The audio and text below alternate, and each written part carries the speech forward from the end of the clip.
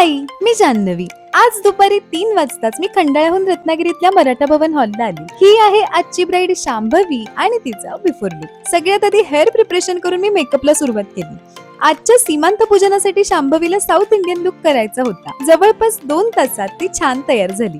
तर हा आहे शांभवीचा सीमांत पूजनासाठी केलेला साऊथ इंडियन लुक. अगदी तिला हवा होता तसाच. यानंतर मी शांभवीचे छान छान फोटोज व्हिडिओज क्लिक केल्यावर दोघांचे छान कपल शूट सुद्धा झालं.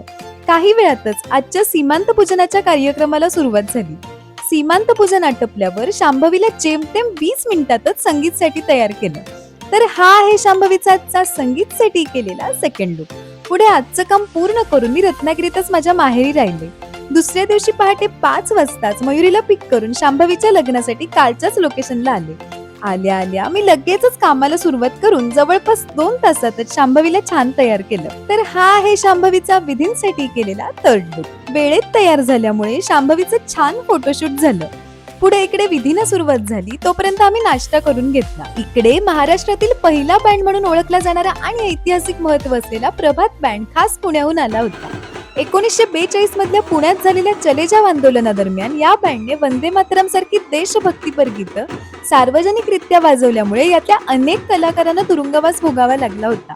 प्रभात बँडचं वैशिष्ट्य म्हणजे कोणत्याही इलेक्ट्रॉनिक उपकरणांशिवाय पारंपरिक ब्रास वाद्यांचा वापर करून वादन करण्यासाठी ओळखला जातो. विधी आटपून शांभवी मंगलाष्टक लुक साठी आली. जेमतेम 15 मिनिटातच तिला मंगलाष्टकांसाठी तयार केलं. ते पण टचअप, साडी, हेअरस्टाईल असं सगळं चेंज करून. छान तयार झाल्यावर शांभवीचे मामा तिला भोवल्यावर घेऊन गेले. अगदी गोड हसत शांभवी बाहेर आली. मुहूर्त आला आणि लग्न लागलं. सगळे विधी आधीच पार पडलेले असल्यामुळे शांभवी काही वेळातच रिसेप्शन चेंज साठी आली. तर हा होता शांभवीचा मंगलाष्टकांसाठी केलेला फोर्थ लुक. हार घातल्यावर फोटोज काढून झाल्यावर तिला पुन्हा 20 मिनिटातच रिसेप्शन साठी तयार केलं.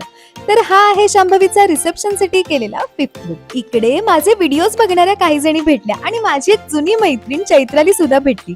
आम्ही डान्स क्लासला एकत्र होतो. खूप वर्षांनी भेटून सुद्धा आम्ही क्लासमध्ये जशा गप्पा मारायचो, खूप हसायचो, तसंच सगळं चालू होतं. मला इतकं छान वाटलं ना. यानंतर मला माझ्या फॅमिली बरोबर कोल्हापूरला रिसेप्शन साठी जायचं होतं, म्हणून हॉलमध्येच मी छान तयार झाले आणि हातखंब्यापर्यंत जाऊन तिथून पुढे घरच्यांबरोबर कोल्हापूरला जायला निघाले. 5 तास प्रवास करून कोल्हापूरला पोहोचून रिसेप्शन अटेंड केलं आणि फायनली रात्री 10 वाजता खंडाळ्याला यायला निघाले. बरं, आजचे शांभवीचे 5ही लुक्स तुम्हाला कसे वाटले हे मला कमेंट्स मध्ये नक्की सांगा.